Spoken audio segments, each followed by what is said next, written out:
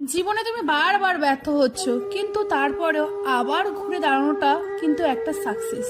কষ্টের দিনগুলোতে দাঁতে দাঁত চেপে থেকেও হেরে না গিয়ে আগামী দিনের অপেক্ষা করাটা, এটা তোমার জীবনে কিছু অর্জন করতে গেলে কষ্ট তোমাকে করতেই হবে, বারবার প্রচেষ্টা করতে হবে। যতবার তুমি ব্যর্থ হও না কেন, আবার উঠে দাঁড়াতে হবে। আমরা প্রতিটা মানুষই অনেক সময় থেমে যায়, হারিয়ে যায়, নিজেকে নিজে ধরে রাখতে পারি না। এটা হয়, আমার হয়, তোমার, তাই বলে কি দিক পরিবর্তন করব? একদম না। এই দেখো, ধরো আমি কবে থেকে ব্লগ ভিডিও করি, কোনোভাবে কিন্তু আমার ভিউজ আসছে না, না রিলসে আসছে, না ফটোতে আসছে, না ভিউজ কোনোভাবেই আসছে না। তাই বলে কি আমি থেমে যাব? একদম না। আমার মতো আমি ভিডিও আপলোড করেই যাব। আজ তোমাদের সাথে যেটা শেয়ার করছি, মানে যে রান্নাটা শেয়ার করছি, সেটা হচ্ছে শাকের ঝোল। আমাদের বাঙালিদের বিখ্যাত খাবার, আমাদের ভীষণ পছন্দের। আর তোমরা তোমরা কারা কারা খেয়েছো এই শাকের ঝোল? এটা কুমড়ো শাকের ঝোল। কে কে খেয়েছো অবশ্যই আমাকে